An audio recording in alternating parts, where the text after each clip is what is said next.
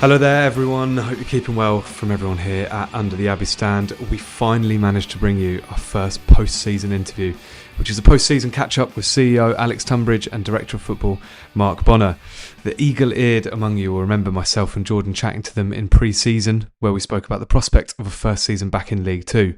This time it was a much happier surroundings, as we met at the training ground to discuss promotion, look ahead to League One and chat about all the goings-on at the club. The main pod is about 45 minutes. For the full length pod, which is over an hour, you'll need to be a Coconut Tier member, where you'll get a bonus section chatting about summer transfers, how they're approaching the challenge of League One, and we even asked Alex and Mark for their end of season awards nominations.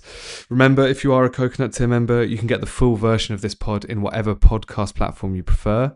I've put a link in the description to guide you to that. It's really simple, and then you can have all your pods in one place. And if you're not one, don't let that stop you becoming one. www.undertheabbeystand.com to sign up for less than the price of a pint a month to get extra access to audio and written content throughout the summer and next season. But for now, let's pass it over to both of us at the training ground and enjoy the show.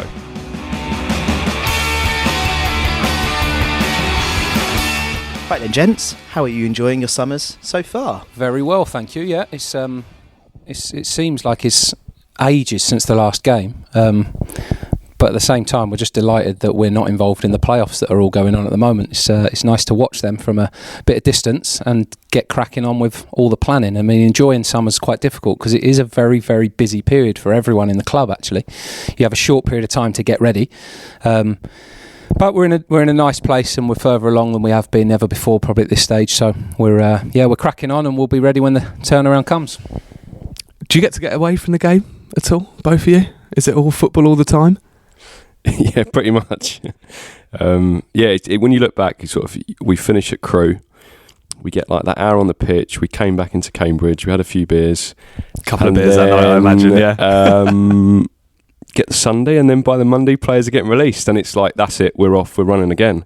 So the last few weeks have been intense, haven't they, in terms of getting things done, decisions made. I think we've basically sat on a plan A and a plan B and a plan C and a plan D for about a month going into the end of the season. So I think there's some enjoyment being able to, activate plan A, which is always the preference. But the summer is a busy time. I think the other thing on that is just that the football season still hasn't really finished because you have the playoffs ongoing. There's still football going up in Scotland. There's still all sorts going around that we're still watching and engaged in, and our scouts are still active watching games and everything. So that hasn't really slowed down in that sense.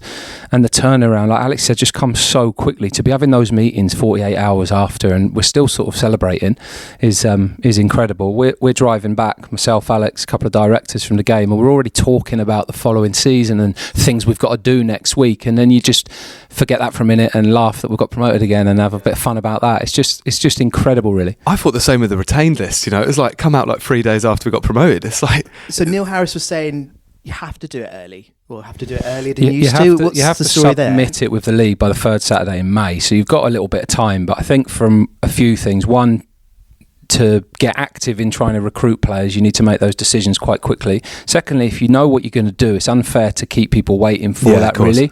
And like the players that are leaving have got a short window of time to try and find somewhere else. So you want them to have as long a period as you can in that time. I mean, the best analogy I can give you about how quickly things turn around, Dave Matthew Jones, one of our directors, absolute legend. We are celebrating in the stand. We're all hugging each other. The pitch is bombarded. It is immense. Dave just leans over, taps me and goes, "Mark, how are we going to cope next season? What's the plan going to be?" Like, not now, Dave. Mate. Good rest. But how are we going to know? No. That's for later. That's for later. We should start by, I think, looking back. So this time, actually, it was a bit later. It was July last year. We think it was 3 days before the first game of the season that the four of us sat down in the Abbey. First game back in League Two. Obviously, there's plenty of interesting things going into that season. But we asked you, what would you consider success for this season? And do you want to know what your answers were? I'm going to read them back to you. You both sat on the fence in a lovely way. You refused to give a league position. Did I? So this is the time where you can say... Did Alex give one? No, I don't think so. No, either. see, very politician's answers. This is the time where you can say, I had a feeling 82 points would be needed. Go on, what did we say? So Alex said, really nice this. Success on the field is looking up, winning games, and everything off the pitch will follow and change the culture. Yeah, I've got it exactly right then. Bang on. Very CEO that, isn't it? Mark's was a bit more, bit longer. Shock. Success for me is winning football matches, number one, and giving that to those that travel the length of the country when they go away, but particularly people here when we get good numbers to maintain good crowds, to continue the club on its upward trajectory. And I remember however many years ago when I first took the head coach's job, talking about this, and I'm in the same position now. I want supporters to be proud of their team and to enjoy watching them, and I want the players to love being part of the team, to feel like we can beat anyone.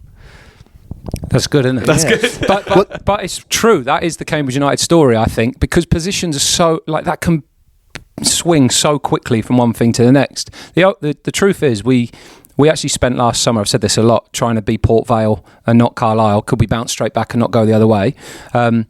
So that was sort of the intent. We wanted to build a team off of a real strong base, firstly, and be hard to beat. And we wanted to create a culture that allowed us to win again and build a team that could do it. So I'm not surprised in lots of ways of what's happened. I'm not surprised that the clubs continue to grow, because I think it's just on that path anyway.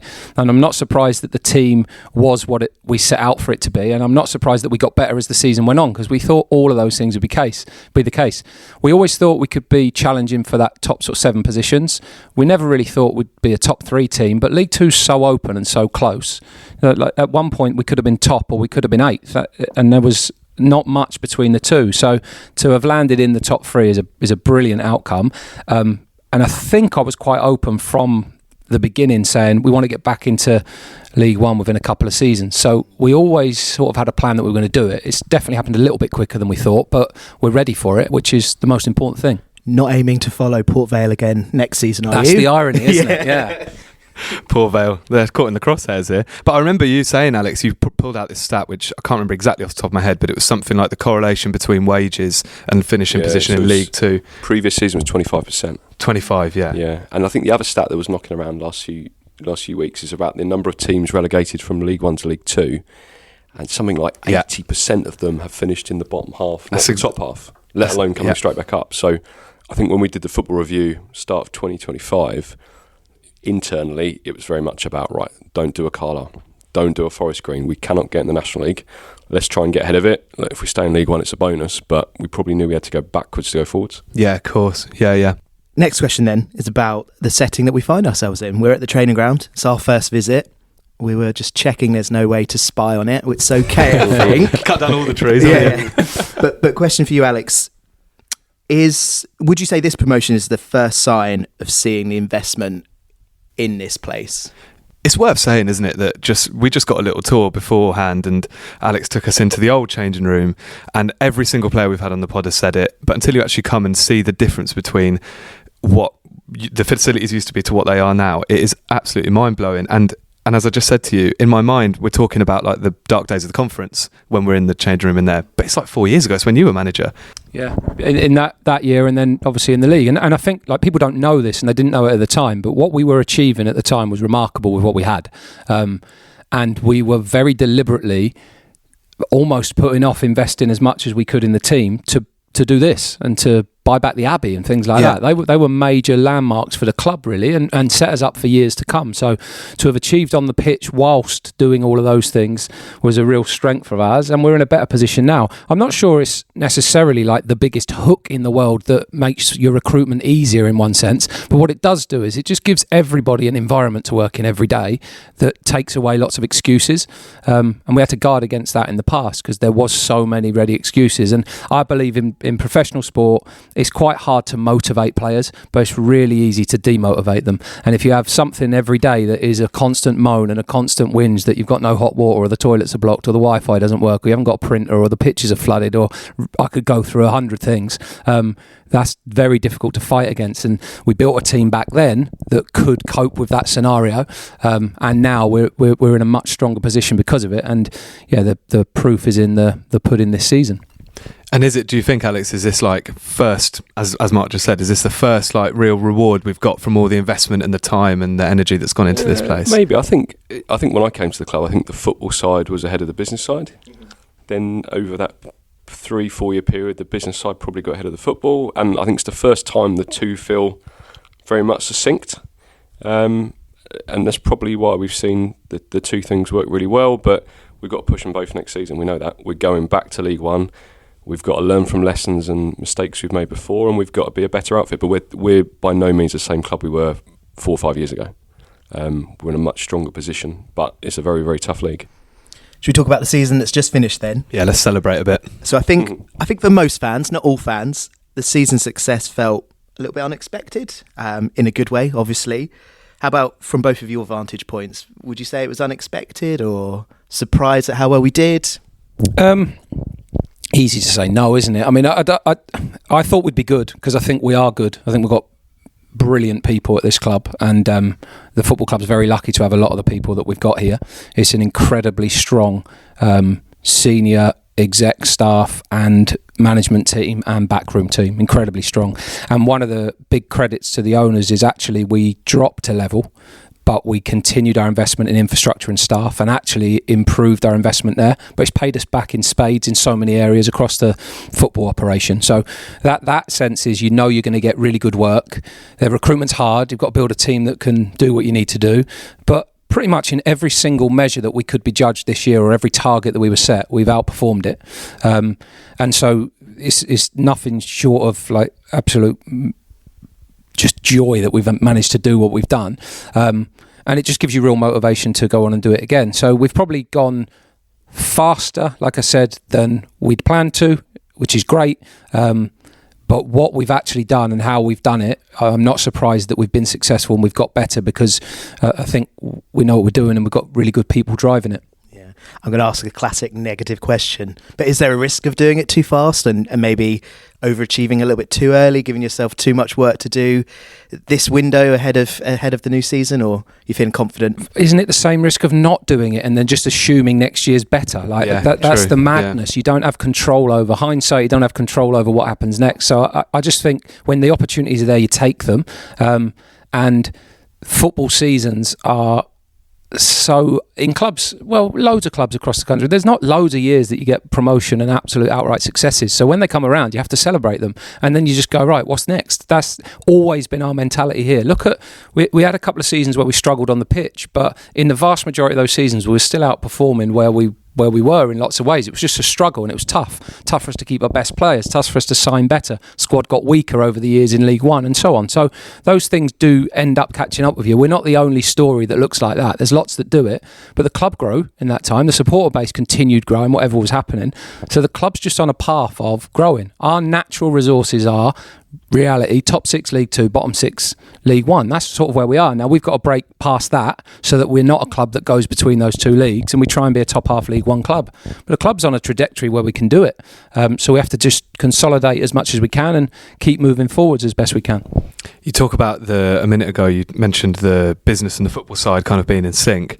One thing that I think is kind of felt within the fan base, and I've even noticed the messaging be slightly different with this promotion compared to the last one, which obviously has been something that we've compared the two a lot.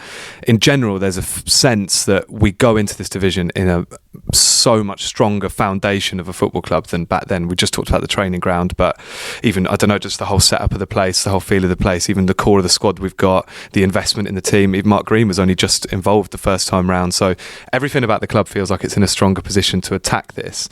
And I guess a part of that must be because there was a bit less of an expectation that we'd be back at that level when you went up. But is that something that's felt internally, this confidence that I think like in that away end at Crewe and in the post-match team talk that we saw that Neil did, and the thing you say, Mark, is back where we belong, which I don't think was something anyone said first time round. And there is a sense that like we can be a League One club. We feel more at home there. We're a bit more less of a fish out of water.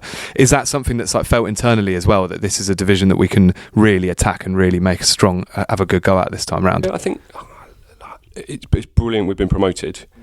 My mindset on it is, well, all we've done is get back to where we should have been. Yeah. We've corrected the errors that were made. Now, it's a great achievement that we've done it, and that shouldn't be taken away from anybody. But yeah, we are back where we were. We need to make sure we're better next time. But I think that off the field, Bonzaludi, we've got some fantastic people. But since February, we have dealt with crowds of 6,500 to sell out, week in, week out. Huge away followings. No issues with tickets. We've seen retail sales that we could probably only have dreamt of going into the season. Commercial revenues, hospitality revenues, all of our revenues are far exceeded where we thought they'd be. We will come in probably close to £1 million under the budget we set because our revenues have gone up so much. Wow. Which might shock some people. But to Bonds' point, we set up with a league on infrastructure. And that's been the mentality all through the season, on the pitch, off the pitch. We're not dropping our standards because we got relegated. And I think from an operational perspective, we're just going to keep doing what we were doing. We will have crowds of 7,000 most weeks at the Abbey. We will have same retail sales. We've increased, behind the scenes, we've done things like we had an average of 450 more transactions on a match day. So that's 450 burgers, beers, etc. It's every single game on average that we were selling that we weren't selling before. You can thank us later for that. But I think that side's done. Look, we're going to make some minor upgrades to the stadium, but the biggest challenge for us is actually how do we increase revenue, because we're starting to get close to maxing out on a few of those areas. So ticketing is one we can increase, but we haven't got much headroom. Retail will push, but I mean, we've probably led the way in League 2 this season in terms of retail. So we're going to have to grow the brand. We're going to have to grow sponsorship and commercial revenues and player trading. Exactly, and to your point, I do think last time we did it, we were absolute underdogs in the weirdest year of everyone's life, which we'll never repeat. But we actually went up quite optimistic. Good players joined. We had a brilliant first season, and then it was thereafter that we found it really difficult. So for us, we want to carry the same path, but we want to put something in place that can sustain itself at that level. Alex's point is the growth of the club is like we have gone unbelievable pace in 5 years, really, and to continue that is going to be hard. But at the minute, we are like bursting at the edges at the stadium, so it is tough, and the challenges will be big. And we've set ourselves a incredibly high bar. But the reason I say back where we belong, I mean, last time, you could argue maybe it wasn't because we haven't been there for 20 odd years or whatever it was, and this time around we've only just left there. We don't feel we should have done. I never felt like we should have gone back to the level. So now we're back there, and now we've got to keep growing and keep our foot on the accelerator, because we've made real progress and we've got huge ambitions in the city and as a club and everything else, but on the pitch as well. But the football challenge will always be the same. We know that we were the 7th highest budget in League 1, and we won't be in League 2, and we won't be in League 1. We know that, and we know that creates its own challenges. But then you just deal with the circumstances that you've got. You try and build the right team and the right philosophy to really attack it, and we'll do that.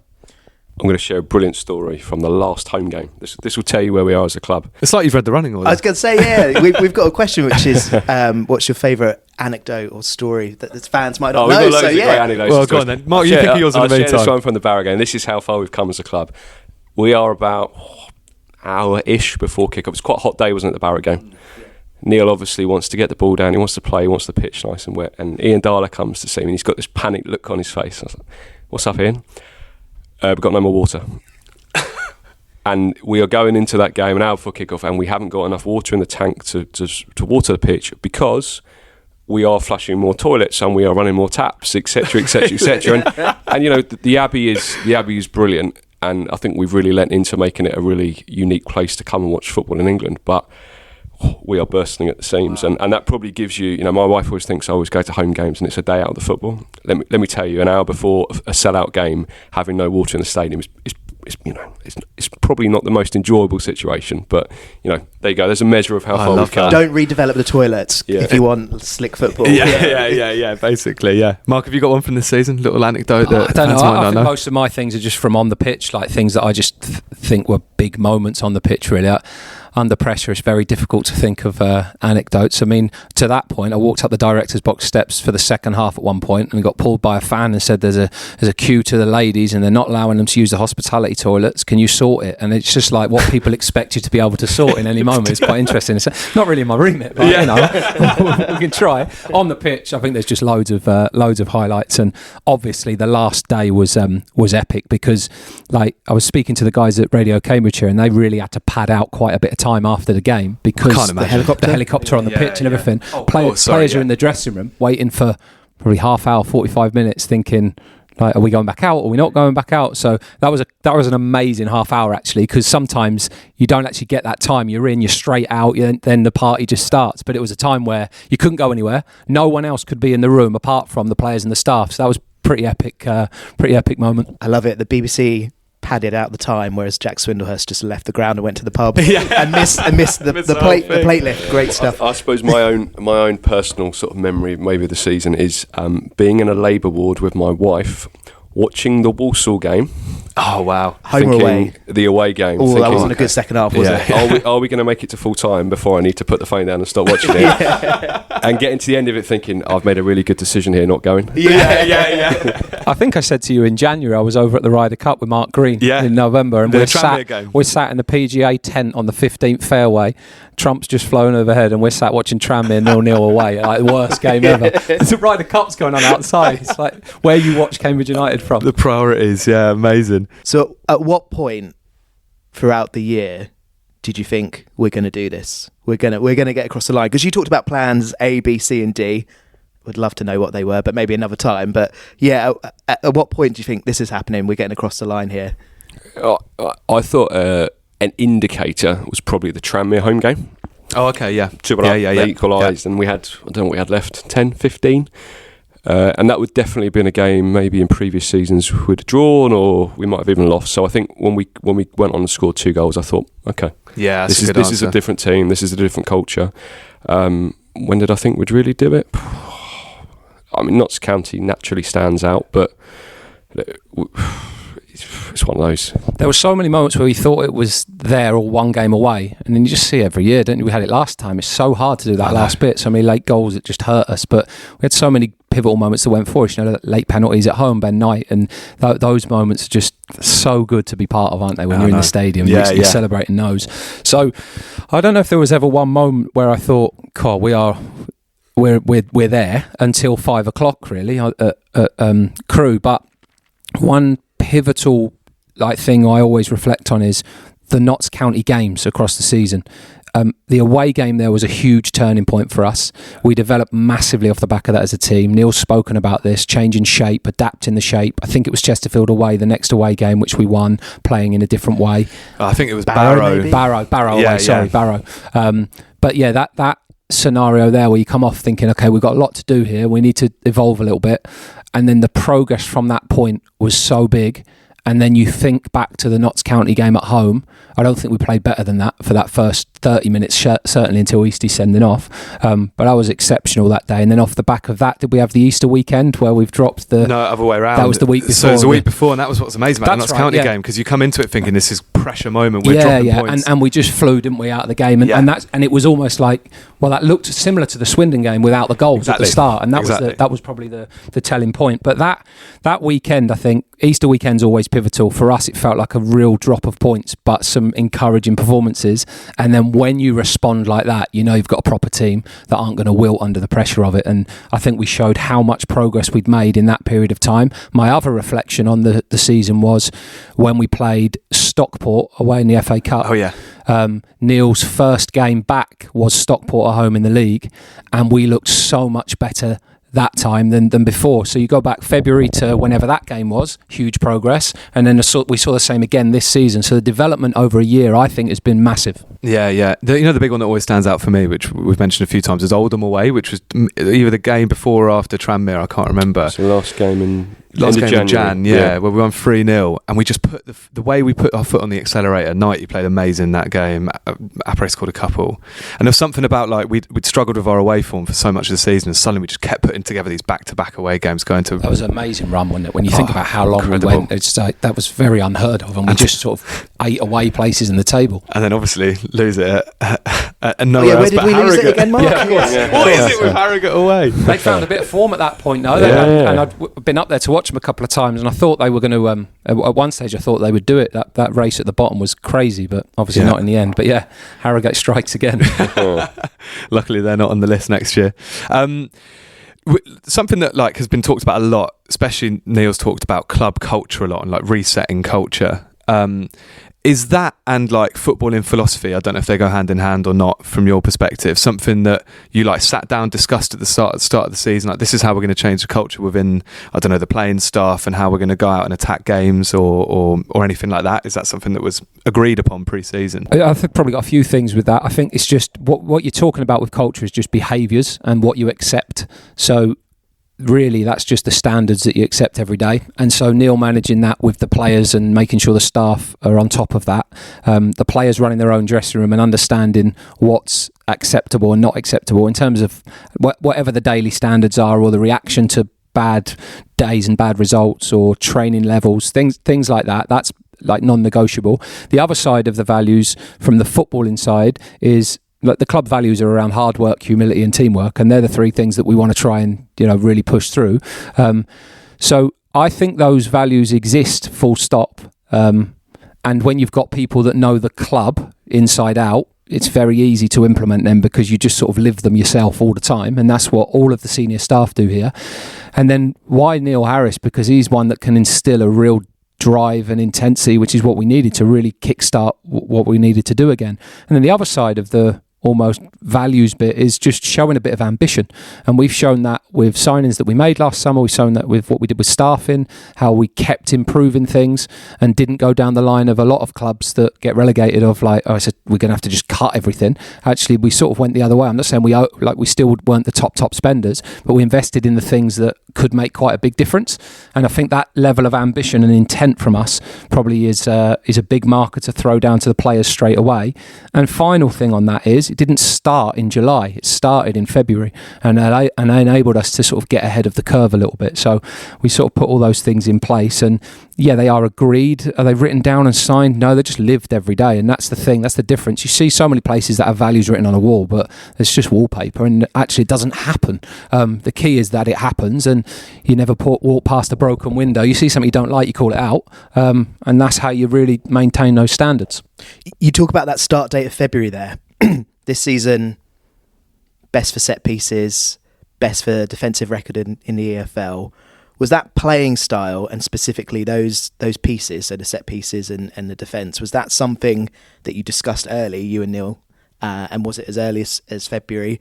And once you've had those discussions, how did that impact the work that you then needed to do in terms of, setting it all up, the recruitment and so on? I was end of Jan, beginning of Feb, probably chasing Neil around Essex to try and tie him down to a meeting. We ended up in St Albans in a cafe while he was waiting to watch his daughter play. We should put a blue plaque up there, I reckon. Good cappuccino, very good. I think we had 4. And those are the things where, in the end, we share a really similar view of what it takes to get out of League Two. We think we know what it takes. We think we know what the league looks like. We know how to build winning teams. And we share a real similar view on what a team should look like. And I think that is paired with what I think a Cambridge United team should look like. So I think we start the season and you can see an identity in the team straight away. That developed and improved all the way. But we were very deliberate in building a team that was going to be very hard to beat, first of all. We targeted in our own mind. We talked about 15 to 20 clean sheets in the league. We talked about a positive goal difference of plus 12 from set plays. Ended up being plus 17 from set plays because we know that's a big thing. And we knew that it was going to be hard for us to be a free-flowing, high-scoring team at the start. But as you look at the season, we improved on how we created chances, we improved on how we dominated games, and there are a number of games where we could have blown the other team away in so many moments, and it looked a little bit more positive. And I think that's the thing of being the manager. It's the hardest job in a football club because it's the most spotlight, and however well you do, and we have succeeded in every measure, it's just not good enough sometimes in lots of people's eyes. So would we have loved to have been higher scoring? Yeah. Dominating in more games? Yeah. Got promotion earlier? Yeah. Finished higher? Yeah. All those things we'd have liked to have done. But in the end, you just find your ways of winning. And that was our starting point to building a team that didn't lose as we developed as a team to be better and win. And you see the emergence or the improvement of SK, Knightsey throughout the season, George Hoddle's emergence, Mamadou coming into the team as time went on, Liam Bennett, Gibbo, the exceptional performances that they found. We just improved as the year went on. And that was always going to take time, and we always backed that as we got towards January we would improve. Did we really think we'd go on that unbeaten run? Probably not, but we're not surprised by the improvements that we've made, and it was very deliberate to start from the point that you referenced. Injuries are something that you mentioned. You did a couple of great LinkedIn posts, by the way, that were really. You should give me some tips because But there was one of them about injury specifically, and I don't have the numbers up in front of me, but the injury reduction, the money saved on physiotherapy work, wasn't it, the deficit and all that sort of stuff. Is that something that, again, you talked about in February, that injuries, because last year there was the 8 to 10 weeks thing became like kind of a running joke between us, that everyone goes down 8 to 10 weeks out. It wasn't a funny joke, but it was a running joke. Yeah. We try to see the funny side. How have you gone about changing that? Because I know we sometimes crack up that, does Neil believe in medical science, or is it just... Yeah, there's probably a few things. I think one is we've invested in it, but it's paid us back more than we've invested by a lot. Last League One season, when we were the 22nd biggest budget, I think a quarter of our spend had gone on injured players. So that's brutal to your budget when you need that. Our player availability this year is 88%, up 17% on last season. We've taken 200,000 off the deficit of the health insurance, medical insurance. We've dropped the actual medical spend by about 80%, and we've saved a heck of a lot in terms of what we spent on injured players, if you like, last year. So how we've done it, we've invested in the people that we've got. Lawrence Bloom, Hayden Clifton, both joined, and Lawrence came back. So the department's stronger than it's ever been in terms of people. Then there's a real joined up process between coaching, sports science, and medical, which is vital. And then the often forgotten part in that is recruitment. So we tried to make sure that we failed players at medicals last summer. We walked away from deals for good players, some of which had good seasons this year, but had shown in the past a record that we just didn't want to go for, because we were hell-bent this year on trying to do what we've done. And there'll always be risks in recruitment. It might be unproven players, it might be injury records, and we know that that's sometimes a challenge for us in League One because what we can get. But you just got to balance that across the squad. We didn't want to spend the biggest money on players that didn't give us a return, and that's where we had been. So there was a lot that went into that in terms of people and the process and the culture of not just scanning someone because they're injured, but there's real competence in the squad and in the team. And we had a couple of injuries this year that hurt us, but we could carry it because we also had a good, strong squad, and Neil could often turn around and make substitutes. I think we've made an average of 4 throughout the season, which shows we had a bench that was strong, and we've got to build that again. But the progress that we've made in that area is another significant shift for us and will help us going forwards. Before going into stuff with this summer, I just want to go back to Crewe very quickly. I'm intrigued. Final whistle goes, full time in our game. What are you both doing for the next 2 minutes? Where are you? And are you both superstitious people or not? No, not really. So you were just sat there, nice and calm? I don't think we were sat there. No, we just... Were you looking at the other game? Yeah, scrolling the other game. Yeah. I was sat with Ethan Foster. He had on the footage, but it's always a bit delayed, isn't it? Yeah. And we're just scrolling. It's just pain, isn't it? It's just painful, just waiting.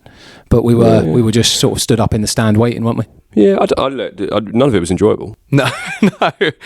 I said 10 to 3 was amazing. Yeah. The crowd noise as the players did the sprints before they came in was just unbelievable. Epic, I was proper goosebumps.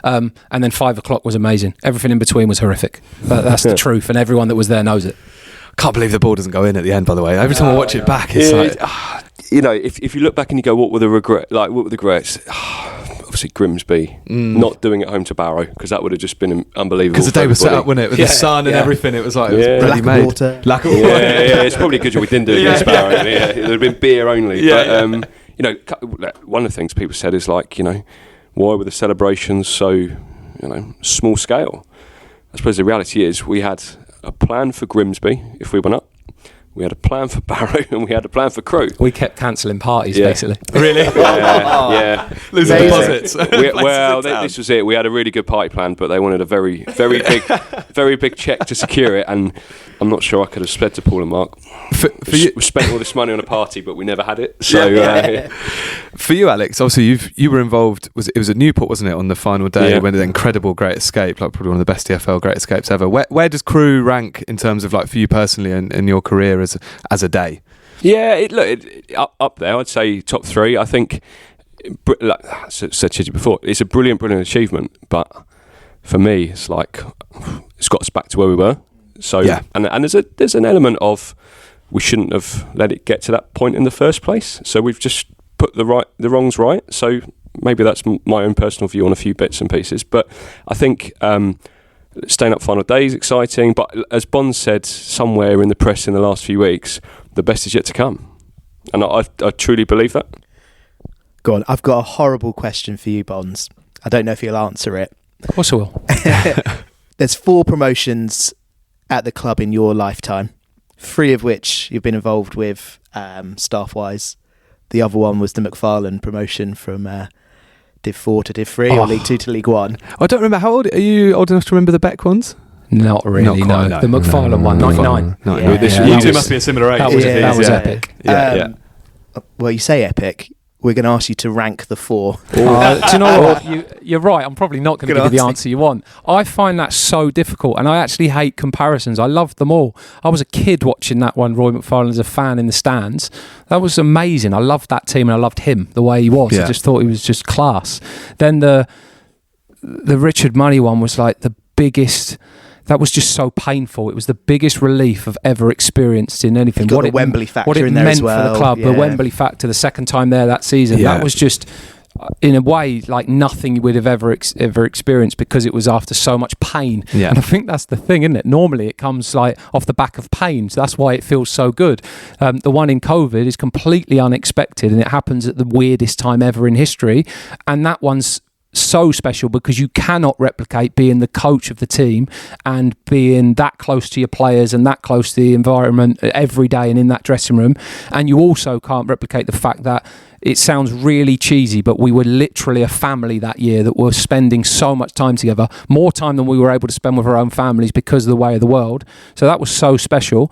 And then this one was special in its own way, in a completely different right, and obviously gets us back to where we wanted to get, and I love the fact that it was a bit unexpected, and I love the fact to a lot of people, but we knew we were going to do it. Me and Neil only came back to do it, by the way. That's the point. We wouldn't have been interested in anything else, so there had to be an ambition that we could do it, and we've done it, and now we are determined to keep that going. So I haven't ranked them. I've just told you why I love all 4 of them. I think what's special about this one actually is when you look at the scale of what's been achieved. So Bond's coming back, Neil coming back, Football Review, rebrand, crowds, etc. I think when you package all of that together, you go, yeah, it's a culmination of a lot of years' hard work. Definitely, the feel of the place this time is something. Because with the lockdown one, we didn't quite get that because we're all in our living rooms. And I think for a whole generation, there's a whole generation who are now like in their early 20s who don't maybe quite remember how amazing or the important significance of the They haven't been one. through as much pain as Exactly, everybody else, yeah. basically. Yeah, no, I think you're right, and they got that moment at Crewe that was just for them. And they've had a few real moments in the last sort of 5-6 years. If you started supporting the club or following it in COVID, you've had not a bad time really. So if you think it's been tough, like speak to Cambridge fans that have been around for a long time, because it's really been quite successful. So Alex's point is a real good one. I think that culmination of all of those, and maybe of all of them, specifically, I can't maybe think back to the McFarlane one. Maybe of all of them, this was the one that we thought we could do, and we probably had higher expectations than ever. So that in a way, it feels a little bit different. We've so often been the underdog, and we'll probably go to that sort of area again, but we weren't this year, and we didn't try to be. We didn't talk about being it. We've been quite bolshy from the start about what we want to do over a 2-year period. And whilst one of the values of the club is humility, we do have to say what we're good at and when we're good, because you can keep it under wraps a little bit too much sometimes. Question now about attendances. When we sat down last, just before the season started, you were intrigued, Alex, about how the attendances would hold up. So how satisfying is it to see such a great average attendance this season? Something I think you predicted, actually. And hopefully it'll be the same next year. I remember you actually saying, I think it might have been off mic, you were really like unsure about that first home game. I remember you saying, like, I just don't know what sort of crowd we're going to get and like how it's going to hold up. Yeah, so we didn't think we would. I suppose it's going to be dependent on the pitch. Like if we had done a Shrewsbury or maybe a Bristol Rovers or something, then I'm sure it would have been slightly different. But I think we've invested so much in recent years into making the Abbey, a really attractive proposition for people to come to on a match day, irrespective of probably what's been happening on the pitch. So that was always going to stand us in good stead. But I mean, for me, the crowds have been good, but that period from February to the end of the season was just like, this is clicking, this is really working, and it was really, really rewarding for so many people at the football club to see all their hard work come to fruition. And lots of people after games kept going to me, especially in the director's box. They'd be sat there, Renford, what do you reckon today then, Al? What do you reckon? 6.5? 6.5, Renford? 7.5? Don't know if you've not seen social media all week, but Yeah. Look, for me, next season, Saturday must start with a 7. That's what we're talking about internally. That's the target. Midweeks always be different. We know the Sky deal's impacted that quite a bit for people. But the other real great story of last season is the family stand. The family stand averaged just under 1,200 people on a Saturday, and for the period of February to the end of the season, it averaged 1,300. That tells you the direction the club's going in, and that's been shown in other areas of income as well. The only thing on that, I think, that's credit to Alex and credit to Paul and Mark, because they could have kept a higher income had they just kept that with away fans in League One. But it was a strategy to build the home crowds, and we go back there now with a stronger home crowd than we've ever had. So it's a huge, like you're just seeing, if you're a fan of this club, there's been years where you wouldn't have confidence in what the club's doing.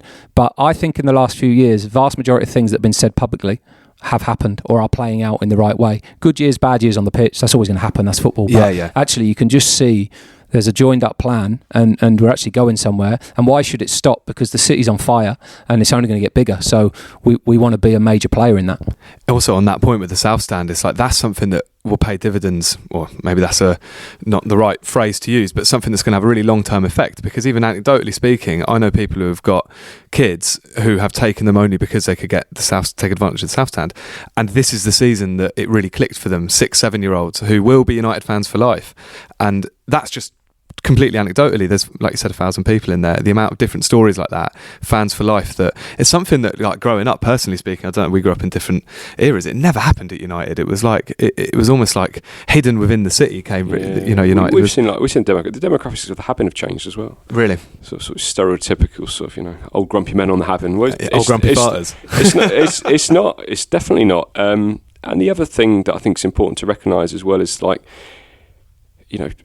where do we go next? So, we can talk about maybe stadium in a minute, but we've certainly got a situation that for the next 5 years we will be at the Abbey.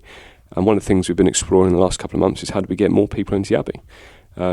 That is very, very challenging, particularly when we're limited on water and power and all these kind of things. So, next season I expect there to be more sellouts. I expect the NRE to be sold out nearly every game. I expect the main stand to nearly be sold out.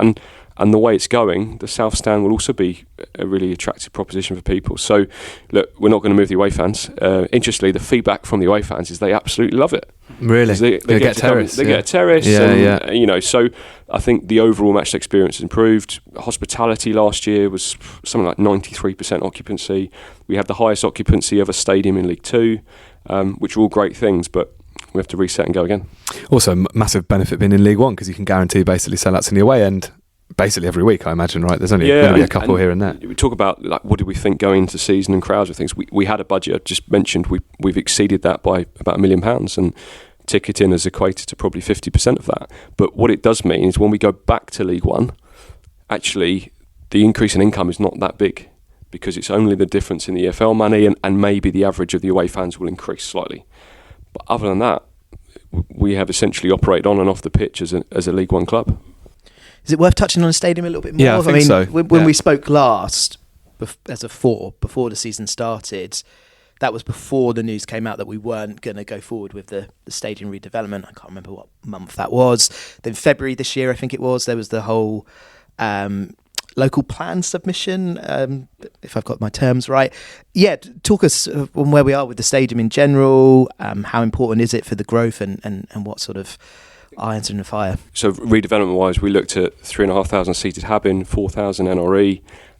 Biggest challenges for us were transport, a few other bits and pieces, but transport being the key piece. If we were going to go from an 8,000 to 12 and a half, the ROI on that was 20 years, which, if you then look at what's happening with the city, the growth, Greater Cambridge Partnership, Peter Freeman coming in, government money, X many tens of thousands of houses, we suddenly looked at it and went, well, what's the point? What's the point in doing something which has got 20-year return? And arguably, if you make a significant redevelopment in your stadium or you move, you get 40% uplift in attendance. That's the data over the last 10 years. So we would be building something which, by the time we'd done it, we might need to do it again. Yeah. And it just didn't make sense. And then I think with everything that's going on in the city, we thought, right, let's let's look at this completely differently. I know moving has been spoken about for years and years and years and years, and I get why fans might be slightly disillusioned by that. And I've only been here 4 years, but